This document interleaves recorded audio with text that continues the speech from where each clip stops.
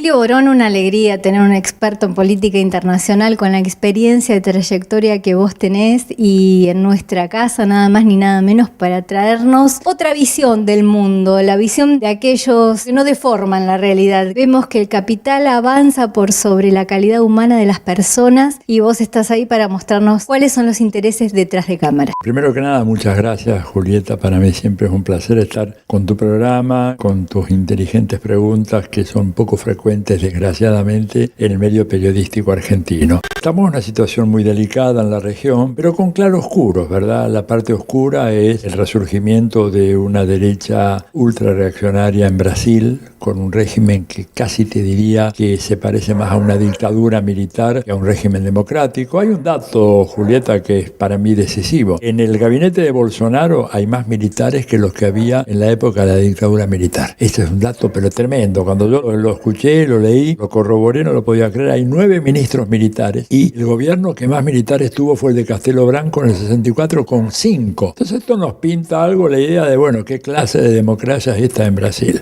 Terrible, un líder absolutamente despreciable, ¿verdad? Xenófobo, misógino, homofóbico, racista, tremendo. Sin embargo, bueno, gracias a todas estas malas artes que hoy están disponibles en el mundo, todo lo que es el neuromarketing político, Julieta, que es algo peligrosísimo, ¿no? La capacidad de manipular nuestras mentes de una manera totalmente independiente de nuestra voluntad y que hace que un señor que diga que, por ejemplo, en Brasil los negros son tan inútiles y despreciables que ni siquiera sirven para reproducirse y por eso se produjo el mestizaje. A pesar de eso, una parte importante de los afro-brasileños votaron por Bolsonaro. Ahora, lo de Bolsonaro un poco para no extender demasiado la comparación. Yo calculo que los medios les habrán dicho que no dijo lo que dijo, no dijo tanto lo que dijo, porque si vos sos negro y te dicen que no servís ni para procrear y lo votás... Algo raro está pasando, es cierto, pero sin embargo el tipo no lo deja. O el negro no se cree negro, el trabajador no se cree trabajador, ¿qué nos está pasando, no? O se cree inferior, Yo creo que está el tema de la autoculpabilización y la autosubestimación de poblaciones marginales. Vos sabés, cada vez creo más eso, Julieta. Creo que la gente pobre, la gente sumergida, los tan explotados, oprimidos, etcétera. Como que yo no me crea trabajadora. ¿En qué me ofende eso? Bueno, pero ocurre desgraciadamente, ¿no? Porque fíjate que el vice de Bolsonaro, que es hijo de una india y un mulato, las cosas que el hijo de los indios y de los mulatos en Brasil son increíbles y sin embargo lo votaron. Entonces estamos en presencia de un fenómeno muy novedoso. O sea, vos estás hoy... Vos decís que nos pueden manipular la mente a través de esta Big Data. El objetivo siempre son nuestros recursos naturales. ¿La gente no lo ve? La gente no lo ve. Bueno, fíjate vos, la gente que ha votado por Macri, la gente que hoy me dice a mí, por ejemplo, que va a seguir votando a Macri. He visto gente que tiene pequeños negocios, ¿verdad? Que se están a punto de fundirse, por ejemplo, en Mar de Ajó, una gente que yo conozco, una casa establecida hace 80 años que vende productos regionales. La señora está muy mayor ya y me dice, esta es la peor época en 80 años que tenemos el negocio, ¿cuál fue tu mejor? Y los años del kirchnerismo. Digo, bueno, entonces supongo que en las elecciones del año que viene vas a cambiar tu voto. Me dijo, no, yo prefiero morirme de hambre antes de votar a esa gente. Hay un elemento de masoquismo político, de gente que se clava los puñales y que de alguna manera se autoculpabiliza y vota a sus verdugos. Esta es la novedad. Cuando decimos que vienen por nuestros recursos naturales y hablamos de un Estados Unidos que no permite que su patio trasero se organice, que lo ven al Caribe como su mar interior, ¿de qué estamos hablando? Hablando de algo que José Martí hace más de un siglo planteó con toda claridad. Él era un hombre, un cubano excepcional, pero que había sido criado y vivido muchos años en Estados Unidos. Y él lo que dice que en Estados Unidos lo que prevalece es el derecho bárbaro. Aquello que necesitamos lo arrebatamos. Si no lo tenemos, lo arrebatamos donde sea e imponemos nuestra fuerza. Entonces, Estados Unidos necesita nuestros recursos naturales. Ellos son muy conscientes de que, por ejemplo, el petróleo es un recurso que se va a acabar. Y en la medida que el petróleo se acabe, por eso Estados Unidos está reteniendo su producción de petróleo, porque cuando en el mundo no haya petróleo, Estados Unidos todavía va a tener. Por eso quieren apoderarse de Venezuela, de Irak, de Siria, su presencia en Medio Oriente. Brasil es para justamente tener el control de ese recurso y que el día que sea necesario planetario. Cuando ya nadie más tenga, ellos lo van a tener. ¿Para qué lo necesitan? ¿Le podrás preguntar? Bueno, para sostener el aparato militar. El aparato militar norteamericano, que es imponente, fenomenal, ¿verdad? El único ejército planetario que hay en el mundo es el de Estados Unidos. Es un ejército que se mueve en base a petróleo y sus derivados. Entonces, cuando te dicen por ahí algunos muy ingenuos, no, es el petróleo ya ha perdido importancia, y ha perdido importancia para tu casa, ha perdido importancia para tu auto, que puede ser un auto híbrido y que funciona con baterías de litio, etcétera. Vos no vas a mover un avión que va a 1800 kilómetros por hora, o vas a mover unos drones, o vas a mover mucho menos una flota naval con energía eólica o energía solar. Todavía necesitas el petróleo, y por eso vienen a buscarlo acá. Y por eso el encono con Venezuela. No es que le importe tanto Venezuela a Estados Unidos los derechos humanos, porque si les importaran los derechos humanos y las libertades políticas, estarían preocupadísimos por Arabia Saudita, donde los partidos políticos están prohibidos y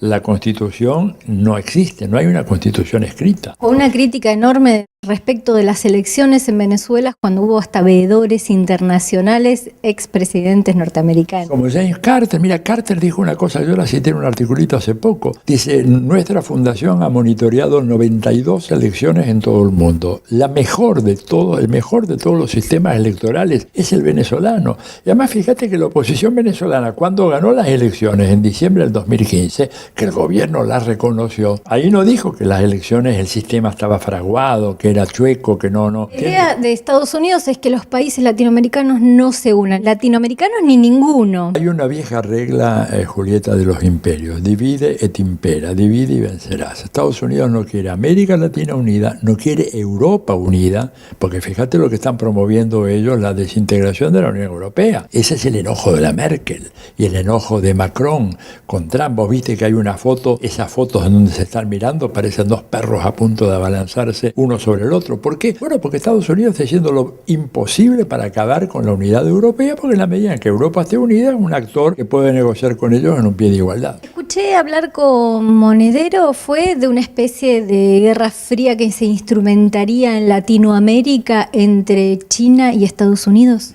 Yo creo que América Latina va a ser un escenario de disputa entre China y Estados Unidos. Por los recursos naturales. Por los recursos naturales, por la presencia comercial de China acá, por los planes de China, por ejemplo, de abrir un nuevo canal interoceánico en Nicaragua, que eso para Estados Unidos es un sacrilegio. De Panamá. Y no quieren de ninguna manera que haya un cambio, ¿verdad? Y que una potencia extracontinental como China tenga una presencia acá. O sea que sí, hay una guerra fría, sorda, pero que cada vez es menos sorda, es más caliente, y con problemas realmente muy serios, ¿no? A futuro. Los chinos hacen su negocio. Yo no voy a decir que los chinos vienen a hacer filantropía a América Latina, vienen a hacer negocios. El problema que tenemos con Estados Unidos es que quieren los negocios y aparte quieren acabar con nuestra soberanía. Ese es el problema que hay con Estados Unidos, ¿verdad? Cristina negociaba con los chinos, le decía hasta acá pueden, y los chinos tuvieron que esperar para decir, bueno, un par de años más tarde aceptamos, pero con límites. Ahora no hay límites. No, ahora no hay A cambio de nada es todo. Con este gobierno, por supuesto. Además, Julieta, esto lo hemos vivido. En los años 90, con Menem tuvimos la famosa doctrina de las relaciones carnales entre Estados Unidos y la Argentina. El resultado fue un derrumbe de la convertibilidad y el colapso de la economía argentina en el 2001, y Estados Unidos no movió un dedo para ayudar a la Argentina. Ahora están ayudando porque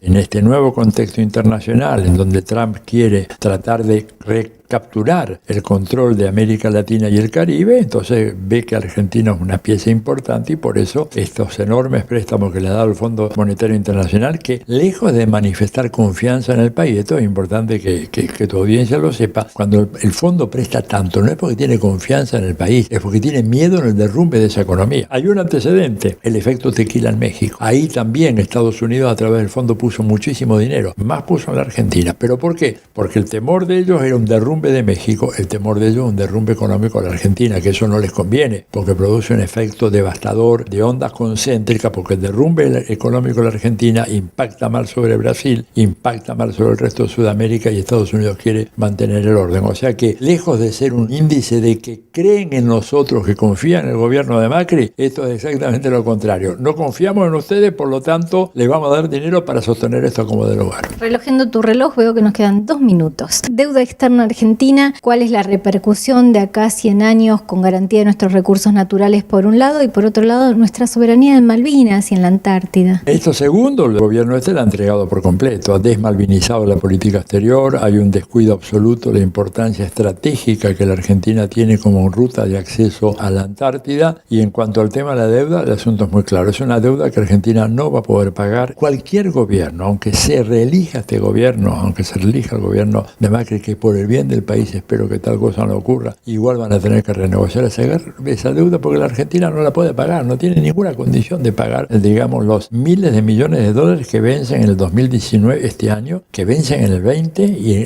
vencen en el 2021. Por lo tanto, digamos, esto que fue un salvataje de emergencia se ha convertido en un salvavidas de plomo. Esta va a ser la gran agenda. Otra vez volvemos a lo que fue en el 83, 84, al comienzo de la era democrática, cuando el dilema fundamental que tenía el presidente Alfonsín era qué hacer con la deuda externa. Nosotros volvemos atrás el reloj de la historia. 30 años después estamos otra vez tratando de ver cómo resolvemos ese problema. Con los mismos sectores económicos de la dictadura gobernando a los argentinos. Solamente que ahora son sectores más poderosos que antes. Hoy en día ese capital concentrado que en la época de Alfonsín, el capitanes de la industria, ahora son sectores muchísimo más poderosos que antes porque se han enriquecido fundamentalmente y sobre todo en estos últimos 3 años de gobierno, donde la acumulación de capital que hicieron los sectores de las grandes empresas concentradas ha sido escandalosa.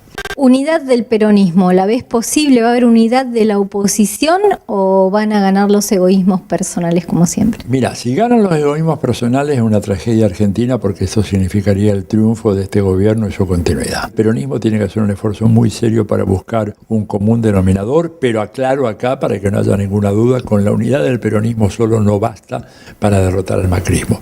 Para derrotar al macrismo necesitas lo que yo llamo una mesa de 4 patas, una pata kirchnerista, la pata peronista, la pata radical, desafecta, desilusionada, arrepentida, que es muy importante en este país, que se siente traicionada con este gobierno y que votaron por lealtad partidaria hacia su viejo partido centenario, y el campo de la izquierda del progresismo que, si es convocado, cosa que yo espero por Cristina en fecha próxima, se puede constituir esta mesa de 4 patas y así se le puede derrotar al gobierno. Sin eso no veo posibilidades. ¿Vas a volver para presentar a tu libro o me quieres contar algo ahora? No, vuelvo para presentar el libro, es muy largo. Un libro, lo digo en una cápsula, es un estudio sobre el pensamiento del liberalismo político en América Latina en la voz o en los escritos de su máximo representante a nivel de impacto de la opinión pública, que es Mario Vargas Llosa. Te va a gustar mucho el libro, te lo voy a hacer llegar. Lo publica acá en la Argentina, en Madrid también y en México, y se llama El hechicero de la tribu. Tendrás la primicia. Muchas gracias a Tilio Borón por haber estado acá. Me quedo con ganas de saber un poquito qué pasa con Rusia, pero será en la próxima. Muchas gracias. Gracias a vos, un gran abrazo para vos y para toda tu audiencia.